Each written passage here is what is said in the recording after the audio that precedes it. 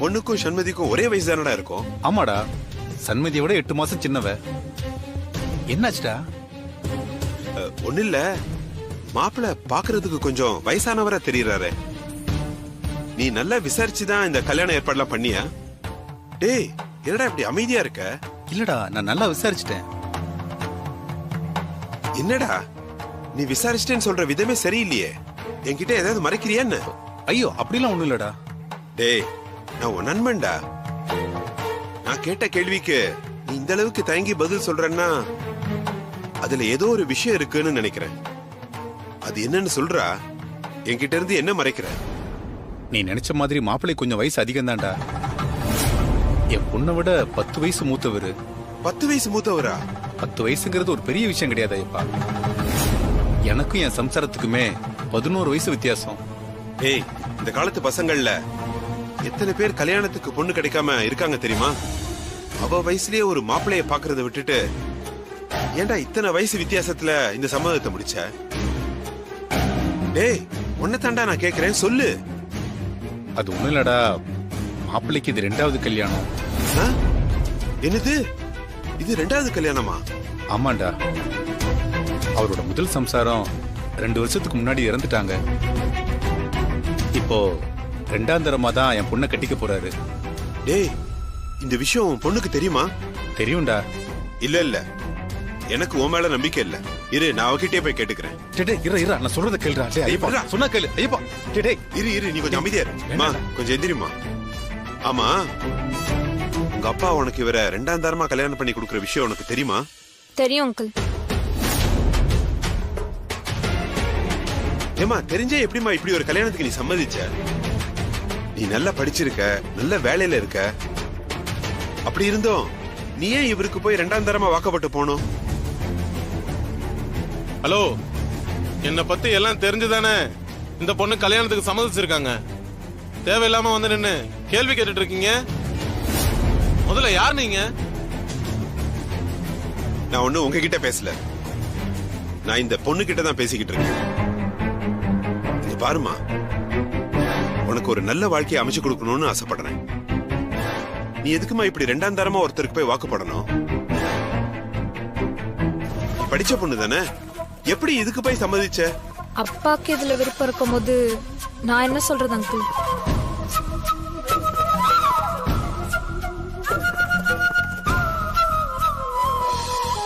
பழக்கம், வழக்கம், பேச்சு எல்லாமே எனக்கு பிடிச்சிருக்குப்பா. நான் அவரோட வாழ்ந்தா நான் சந்தோஷமா வாழ்வேன்னு என் மனசு சொல்லுதுப்பா. என் மனசு சொல்லியம்மா. இதே மாதிரி டைலாக் பேசிட்டு 6 மாசம் 1 வருஷம்னு வாழ்ந்துட்டு குழந்தை பிறந்த பிறகு டிவோர்ஸ் வாங்கணும்னு என் ஆபீஸ்ல வந்து நிக்கிற எத்தனையோ பேரை நான் பாத்திருக்கேம்மா. பெத்தவங்களை மீறி ஏன் காதலிச்சீங்கன்னு வாய்க்கு வந்தபடி நானே திட்டி இருக்கேன். அப்பா, நான் சந்தோஷமா வாழ்வேன்ப்பா.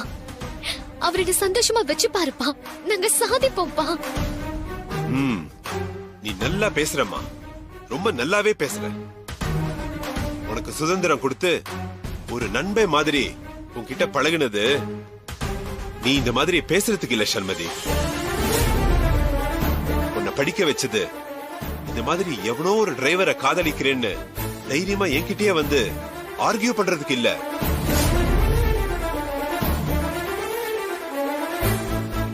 ஒரு அப்பாவா என் கடமைய, அன்ப, உன் மேல உள்ள அக்கறைய எந்த அப்பனும் தான் மகனுக்கு கொடுக்காத அளவுக்கு நான் கொடுத்திருக்கேம்மா. ஒரு மகளா நீ என்ன வருத்தப்படுத்திடாத.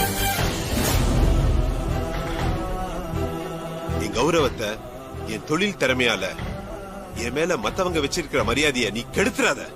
அவ்வளவுதான் நான் சொல்லுவேன். அப்பா, நான் கார்த்திகை தான் கல்யாணம் பண்ணிக்குவேன்.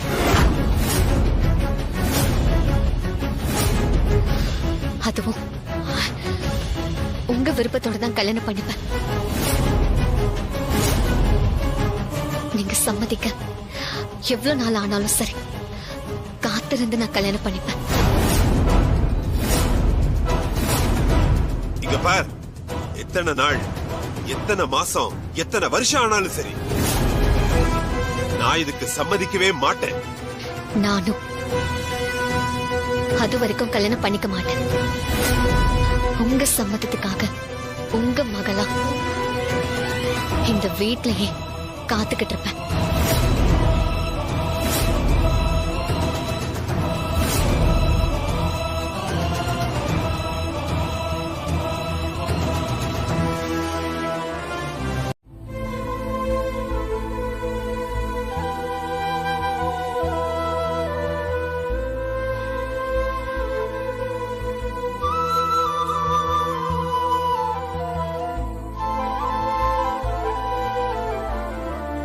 ஷண்மதி, மத்தியானத்துல இருந்து எதுவுமே சாப்பிடாம இருக்க. இந்த பாலையாவது குடி. பாலை குடிக்கிறேன், ஆனா நீ நினைக்கிற மாதிரி சாப்பிடாமலாம் இல்ல. தண்ணி குடிக்கிற மாதிரி கிச்சனுக்கு போய் லைட்டா சாப்பிட்டு தான் வந்தேன். மா நல்ல பசிமா. உங்க அப்பா சாப்பிடல, அப்போ நீயும் சாப்பிட்டிருக்க மாட்டேன். எப்படி சாப்பிட முடியும்? உங்க அப்பா முதல்ல கோவமா இருந்தாரு, இப்போ வருத்தமா இருக்காரு. அம்மா எதுக்குமா வருத்தப்படணும்? லவ் பண்றது என்ன அவ்வளவு பெரிய தப்பா? நான் உங்களுக்குலாம் யாருன்னே தெரியாத ஒருத்தரையா காதலிச்சுட்டேன். கார்த்திக்க உங்களுக்கு நல்லாவே தெரியும். கார்த்திக் நல்லவருன்னு நீயே சொல்லிருக்கியேம்மா. நம்ம வீட்டுக்கு சாப்பிட கூப்பிட்டு வந்து கிஃப்ட் எல்லாம் கொடுத்தியேம்மா. கார்த்திக் என் உயிரை காப்பாத்திருக்காருமா. நானும் அவரும் மட்டும் கிளைண்ட் பாக்குறதுக்காக அங்க இங்கன்னு ராத்திரி பகலுமா சுத்தி இருக்கும். என்கிட்ட அவ்வளவு டீசென்டா நடந்துக்கிட்டாருமா. நல்லா படிச்சிருக்காரு. ஏதோ அவரு டிரைவர் வேலை பாக்குறத அப்பா அவரு கௌரவ குறைச்சலாம் நினைக்கிறாரு.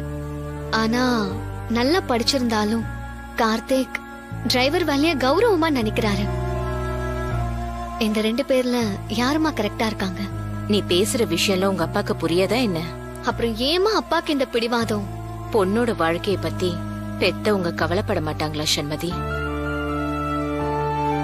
தான் நம்புற ஒருத்தனுக்கு கட்டி கொடுக்கறதுக்கு தான் எந்த பெத்தவங்களும் விரும்புவாங்க. பொண்ணு விரும்பிட்டான்னதும் எப்படி உடனே சரின்னு சொல்லுவாரு? மெதுவா அப்பாவுக்கு புரியவை. அம்மா நான் உன்கிட்ட இத கேக்குறேன். உனக்கு நான் கார்த்திக கல்யாணம் பண்ணிக்கிறதுல சம்மதம் தானே? மா சொல்லுமா. நான் தப்பு பண்ணிட்டுதான் நீயும் நினைக்கிறியா? நான் அப்படிலாம் நினைக்கல. அப்புறம் ஏமா அப்பா கிட்ட எனக்காக பேச மாட்டேங்கிற? அவரா மனசு மாறி வந்தாதான் எல்லாருக்கும் நல்லது ஷண்மதி. அவரை வற்புறுத்தி சம்மதிக்க வைக்கிறதுல எனக்கு விருப்பமோ உடன்பாடோ இல்ல. நீ நிதானமா அவரை சமாதானப்படுத்து. நடக்கிறது நடக்கட்டும். சரிம்மா.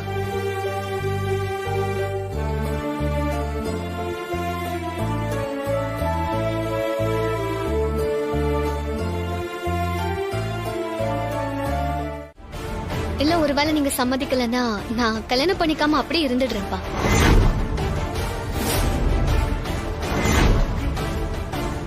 கார்த்திக்க என்னோட சீனியர் லாயர் வேலையை விட்டு அனுப்புனதுக்கு நீங்க தான் காரணமா இருந்திருப்பீங்களோன்னு நான் தப்பா நினைச்சிட்டேன். சாரிப்பா. சில நேரம் எமோஷனல் ஆகி எது உண்மை எது பொய்ன்னு புரிஞ்சுக்காம போயிடுறேன். மன்னிச்சிருங்க.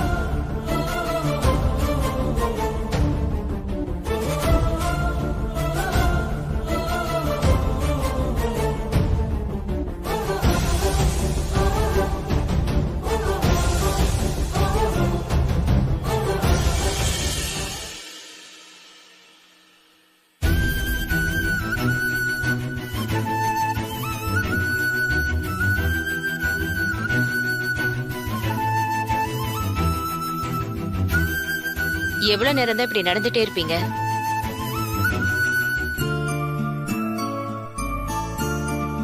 சாப்பிட சொன்னா சாப்பிட மாட்டேங்கிறீங்க. எப்படி சாப்பிட முடியும் என்னால? உன் பொண்ணு பண்ணிருக்கிற விஷயத்தை நினைச்சா? என்ன சொன்னீங்க? உன் பொண்ணா? அவ நல்ல மார்க் வாங்கும் போது, ஸ்போர்ட்ஸ்ல ஜெயிச்ச போது, மத்தவங்க பாராட்டும் போது மட்டும் ஏன் பொண்ணுன்னு பெருமையா சொன்னீங்க. இப்போ உன் பொண்ணுன்னு சொல்றீங்க. அவ தப்பு பண்ணிட்டான்ற எண்ணம் எப்படிங்க உங்களுக்கு வந்துச்சு? நமக்கு தெரிஞ்சு பல பேர் காதலிச்சு கல்யாணம் பண்ணி நல்லதானங்க வாழ்ந்துட்டு இருக்காங்க.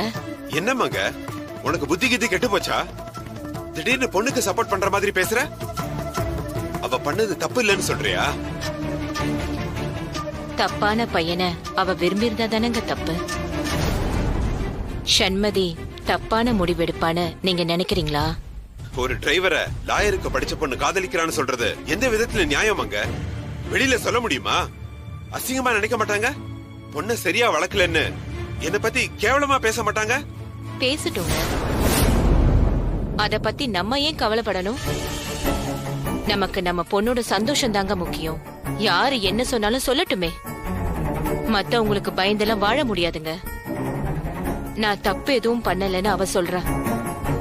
அவ தப்பு பண்ணிட்டான்னு நீங்க சொல்றீங்க. தப்பான ஆளை விரும்புறதுதான் தப்புன்னு எனக்கு தோணுது.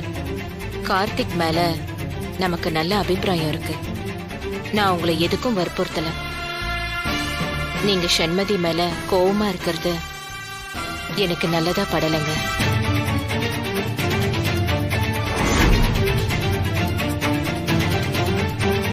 அத அவ பிறந்தப்ப பார்த்தது. அதுக்கப்புறம் ஜாதகம் பார்க்க வேண்டிய அவசியம் வரல. ஏன், என்னாச்சு? கல்யாண விஷயத்தை பொறுத்த வரைக்கும் நீங்க எவ்வளவு முயற்சி பண்ணாலும் கடைசியில உங்க பொண்ணோட விருப்பப்படிதான் கல்யாணம் நடக்கும். நீங்க பாக்குற பையனை கண்டிப்பா அவ வாழ்க்கை துணையா ஏத்துக்க மாட்டா.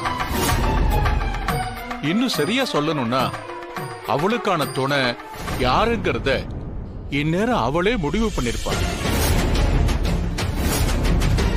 நீங்க என்னதான் போராடினாலும் அவளுக்கான மாப்பிளைய அவ தான் தேர்ந்தெடுப்பா.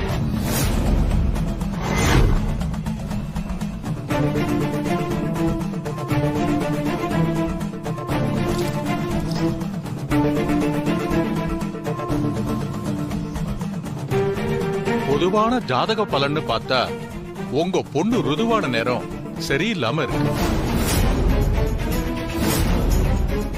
அதனால இன்னையில இருந்து 10 நாளைக்குள்ள கல்யாணம் நடந்தே ஆகணும். என்ன ஜோசியர் சொல்றீங்க? நானா எதுவும் சொல்லல. இந்த கட்டம் சொல்றதான் நான் சொல்றேன். நான் சொன்ன அந்த 10 நாளைக்குள்ள இந்த கல்யாணம் நடக்கலன்னா இனி வாழ்நாள் முழுக்க அவ கல்யாணமே பண்ணிக்க மாட்டா. கடைசி வரைக்கும் கல்யாணம் ஆகாமையே இருக்கக்கூடிய அமைப்பு இந்த ஜாதகத்துக்கு இருக்கு. அதனால எவ்வளவு சீக்கிரம் அவ கல்யாணத்தை நடத்த முடியுமோ அவ்வளவு சீக்கிரமா இந்த கல்யாணத்தை நடத்திடுங்க. உங்க பொண்ணுக்கு யாரையாச்சும் பிடிச்சிருக்கான்னு அவகிட்டயே கேட்டு பாருங்க. கிரக அமைப்பு படி அவளுக்கான மாப்பிளையே அவளே இந்நேரம் தேர்ந்து எடுத்திருக்கணும். அது யாருங்கிறத கேட்டு தெரிஞ்சு சீக்கிரமே அவங்களுக்கு கல்யாணம் நடத்தி வைக்கிறதுக்கு உண்டான ஏற்பாட பண்ணுங்க.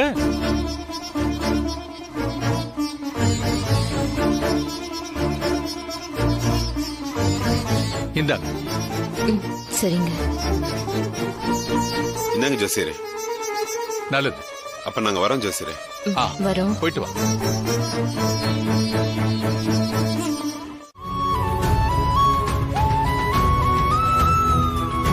என்னங்க,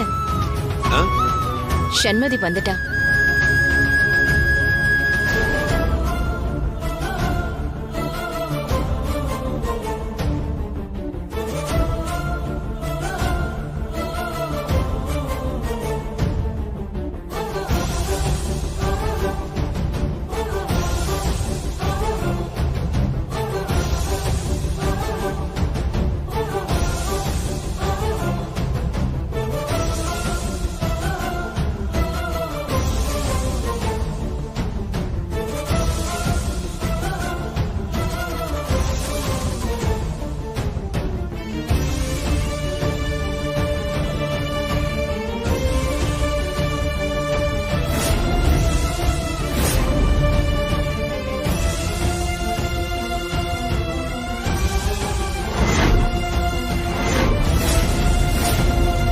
என்ன மாப்பிள்ள sir,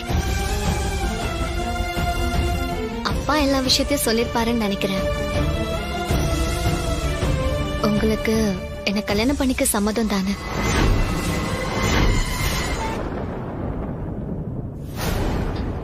Will you marry me?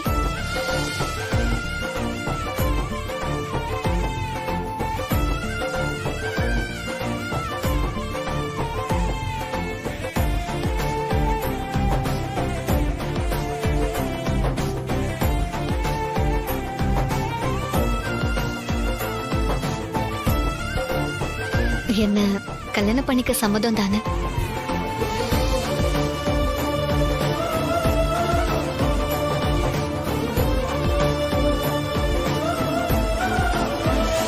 அம்மா, பேசாம அந்த ஷாமுக்கு போன் பண்ணி இங்க நடக்கிறதெல்லாம் சொல்லிடலாமா?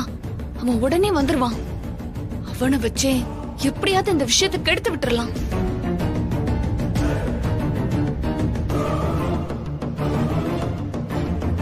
இதுக்கப்புறம் தான் ஆர்த்தி நம்ம நிறைய பண்ண போறோம். அது இப்ப போய் என்னென்ன பண்ண போறோம்னு நான் சொல்றேன்.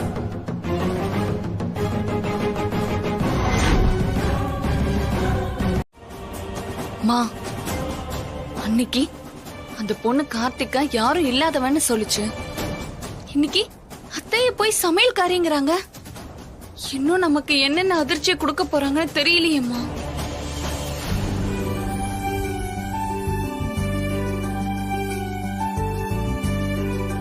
வணக்கம் சார்.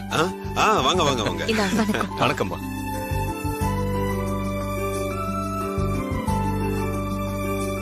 நீயும் கார்த்திக்கும் லவ் பண்ற விஷயம் தெரிஞ்சு அவனை வேலையை விட்டெல்லாம் தூக்கிட்டு இப்ப நானே உன் நிச்சயதார்த்தத்துக்கு வந்திருக்கேன்னு பாக்குறியாமா? வேலையை விட்டு தூக்கிட்டானா? ஏய், இது இது புது கூத்து. கார்த்திகே 1000 பேருக்கு வேலை கொடுப்பான். இந்த என்னமோ கார்த்திகை வேலையை விட்டு தூக்கிட்டேங்கிறா. ஆமாமா, அதான் எனக்கும் ஒண்ணும் புரியல. ஆபீஸ்ல எல்லாரும் கார்த்திகை பத்தி பெருமையாவும் நல்ல விதமா சொன்னதை கேட்டதுக்கு அப்புறம் தான் நான் ரொம்ப பெரிய தப்பு பண்ணிட்டேன்னு எனக்கு தோணுச்சு. நான் இங்க வந்தது உங்க நிச்சயதார்த்தத்துக்காக மட்டும் கிடையாது. நடந்ததுக்கெல்லாம் கார்த்திகிட்ட மன்னிப்பு கேட்கவும் தான். பரவாயில்ல சார்.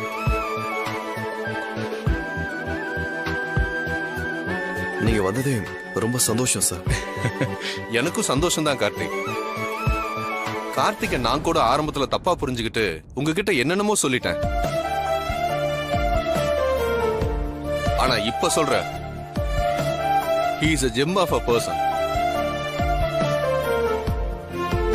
இப்படி ஒரு தங்கமான பையன் உங்களுக்கு மருமகனா வர்றது எனக்கு ரொம்ப சந்தோஷம்.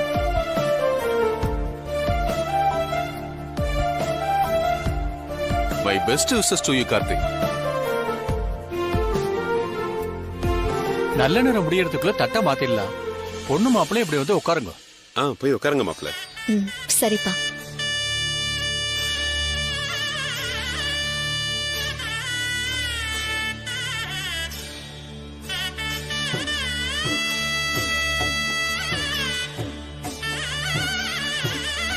பொண்ணோட அப்பா அம்மா வந்து உட்காருங்க. மங்கை வா மங்கை.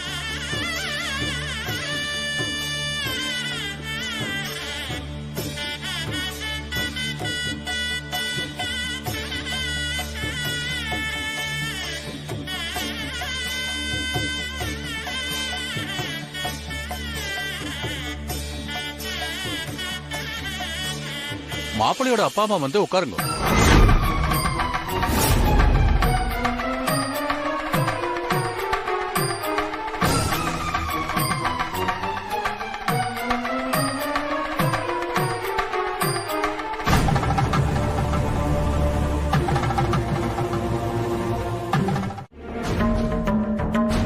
எல்லாத்தையும் வெளிப்படையா பேசி பெத்தவங்க பார்த்து நடத்தி வைக்கிற கல்யாணத்திலேயே 1000 பிரச்சனை வருது.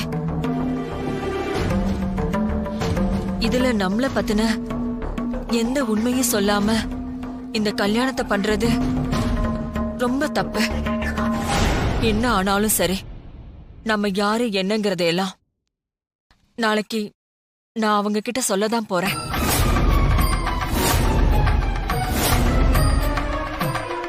ராஜே, நான் முடிவெடுத்தது எடுத்ததுதான். தயவு செஞ்சு யாரும் கன்வின்ஸ் பண்ண ட்ரை பண்ணாதீங்க. சரிம்மா, உன் முடிவுக்கே நாங்க சம்மதிக்கிறோம். ஆனா ஒண்ணு ராஜி, நாளைக்கே நீ அவங்க கிட்ட உண்மையை சொல்ல போறப்போ நாங்களும் உன் கூட வரோம். இவ்வளவு தைரியமா நீ முடிவெடுத்ததுக்கு அப்புறம் எதையும் மறைச்சு பிரயோஜனமே இல்லம்மா.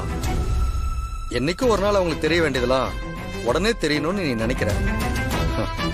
நாளைக்கு என்னதான் நடக்குதுன்னு பார்ப்போம்.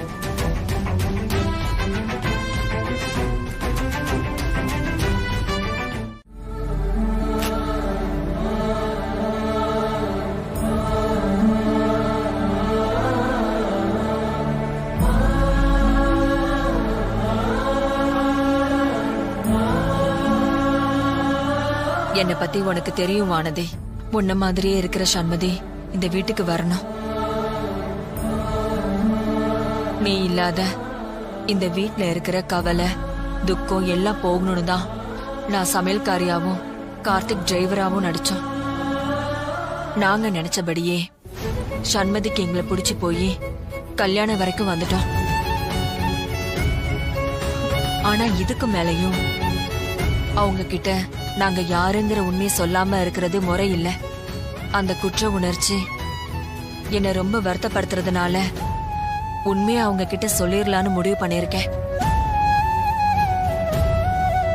அவங்க அதை ஏத்துக்கணும், எங்களை புரிஞ்சுக்கணும்னு நீதான் ஆசீர்வாதம் பண்ணணும்.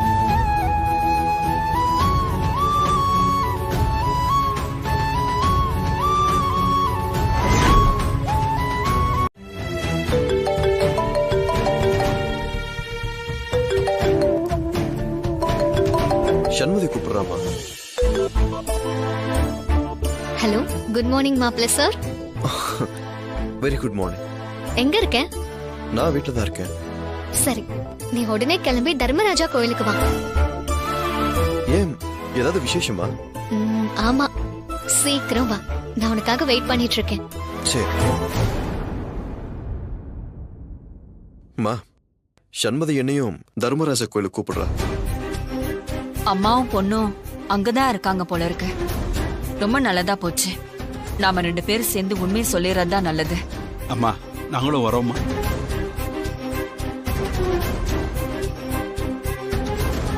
என்ன ராஜி யோசிக்கிற?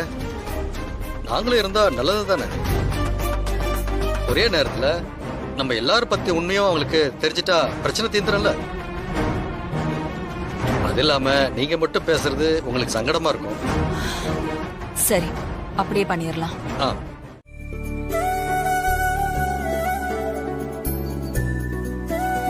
அப்பா, உங்களுக்கு இந்த அருண், இந்தம்மா. போன் பண்ணி பாருமா.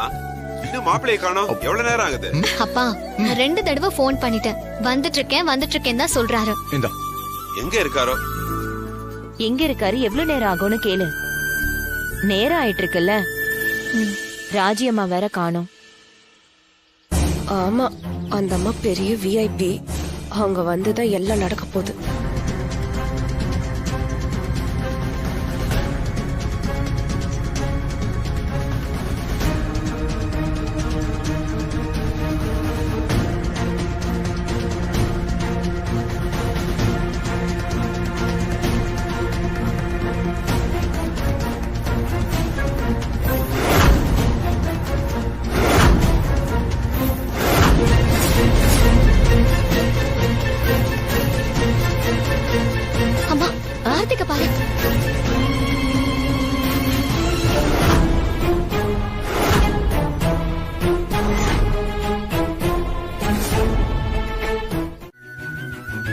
மாமியார் மருமகளா இல்லாம தாயா மகளா தோழியா வாழ்ந்தோம். சந்தோஷத்தை தவிர எந்த கவலையும் இல்லாம நாங்க இருந்தோம். ஏன் ராஜிமா, உங்க மருமகளுக்கு என்ன ஆச்சு? ஏன் இப்ப அழுகுறீங்க? அழாதீங்க. ராஜிமா, என்னாச்சுன்னு சொல்லுங்க. மருமக ஒரு விபத்துல இறந்து போயிட்டா. அச்சச்சோ.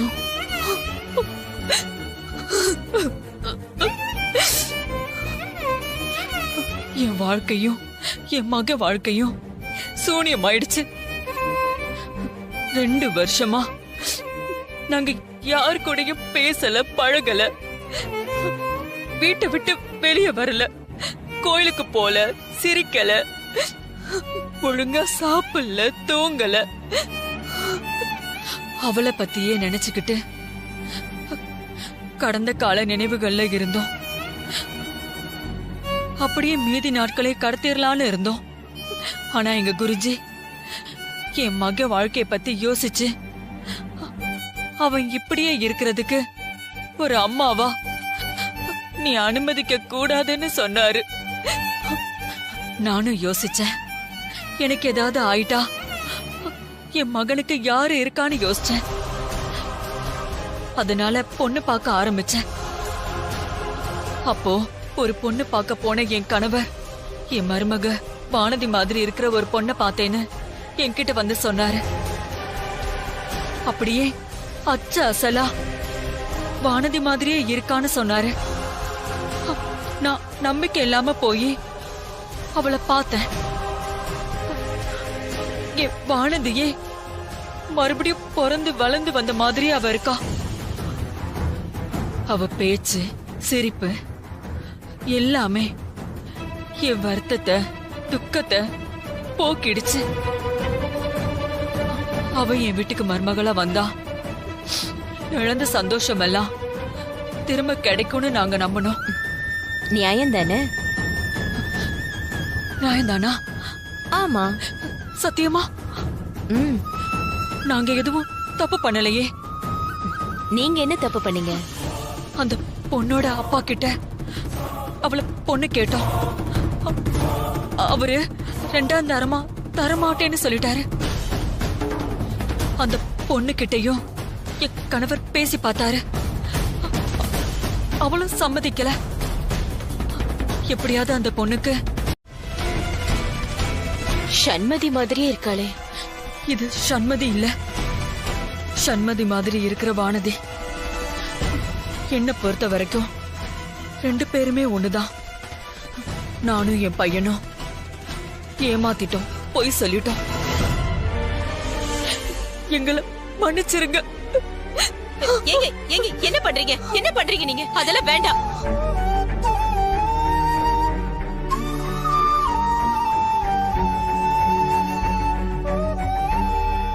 அன்னைக்கு உங்களை பார்த்தப்பவே நீங்க சமையலுக்கு வந்த ஆள் இல்லைன்னு எனக்கு புரிஞ்சுது. உங்களோட ஒவ்வொரு நடவடிக்கை எல்லாமே எனக்கு பிடிச்சது. சண்மதி உங்களோட நெருக்கமா இருந்தது இன்னும் எனக்கு பிடிச்சிருந்தது. ஆனா சண்மதி சாதாரணமாவே யார்கிட்டயும் ஒட்ட மாட்டா. ஆனா உங்ககிட்ட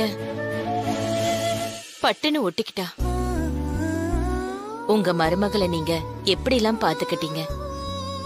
யாருக்கு இந்த மாதிரி மாமியார் அமைவாங்க? சரி, நீங்க தப்பு பண்ணிருக்கலாம். ஆனா இந்த கல்யாணம் நடக்கிறதுல எனக்கு முழு சந்தோஷம். ரொம்ப ரொம்ப ரொம்ப சந்தோஷங்க. நீங்க எல்லாம் காட்டுற அன்பு எனக்கு குற்ற உணர்ச்சியா இருந்துச்சு. எப்படியாவது இந்த விஷயத்த உங்ககிட்டயும் சார்கிட்டயும் சொல்லிடணும்னு நினைச்சேன்.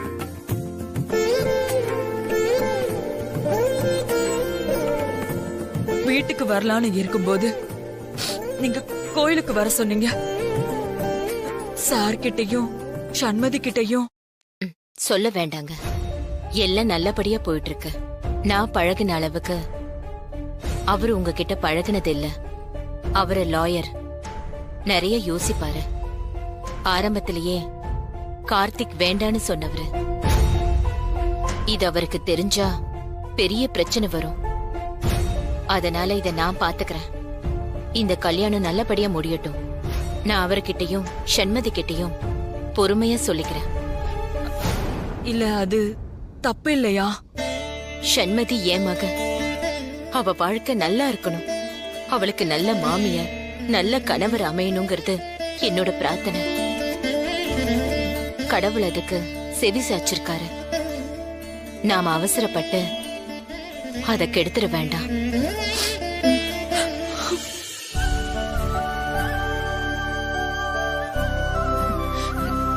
இவர்தான் என்னோட கணவர்.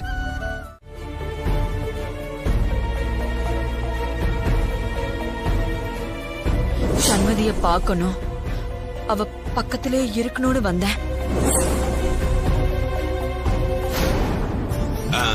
சண்மதி, உன் ஃப்ரெண்ட்ஸுக்குன்னு 100 பத்திரிக்கை வாங்கி போனியே, அது எல்லாருக்கும் கொடுத்துட்டியாமா? ஆபீஸ் ஃப்ரெண்ட்ஸ் எல்லாருக்கும் கொடுத்துட்டேன்ப்பா.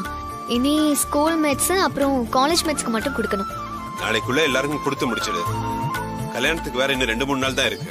கல்யாண நேரத்துல நீ இப்படி வெளியே சுத்திக்கிட்டு இருந்தா நல்லா இருக்காது. சரிப்பா. அருண், சமையல் கான்ட்ராக்டுக்கு அட்வான்ஸ் கொடுக்க சொல்லியிருந்தேன், என்னடா ஆச்சு? அதெல்லாம் காலையில பார்த்து கொடுத்துட்டேன்ப்பா.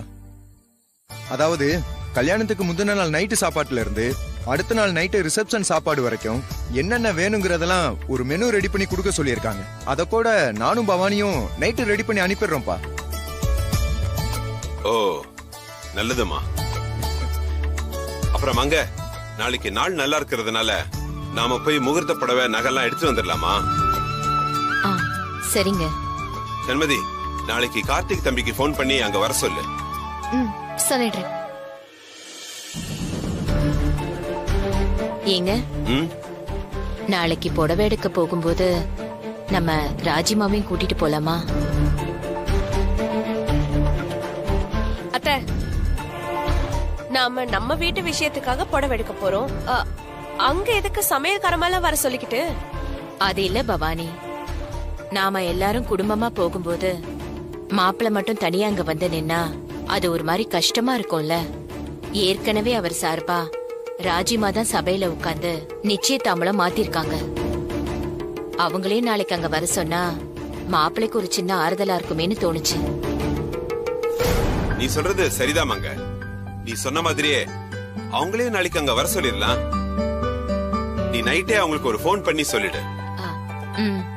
சரிங்க.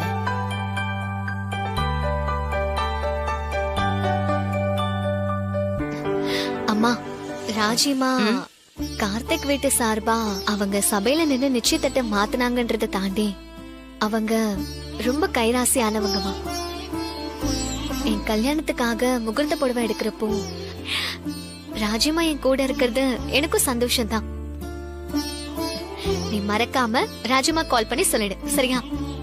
அதுக்கு என்ன, சொல்லிடுறேன். சரி, நாளை காலையில நல்ல நேரம் முடியறதுக்குள்ள போய் நகை புடவையெல்லாம் எடுத்து வந்துருவோம். எல்லாரும் லேட் பண்ணாம போய் சீக்கிரமா படுத்து தூங்குங்க. சரிப்பா. அப்பா, நீங்களும் போய் தூங்குங்க. சரிம்மா, இந்த வேலையை முடிச்சுட்டு போய் நான் தூங்குறேன். சரிப்பா. குட் நைட் மங்கை.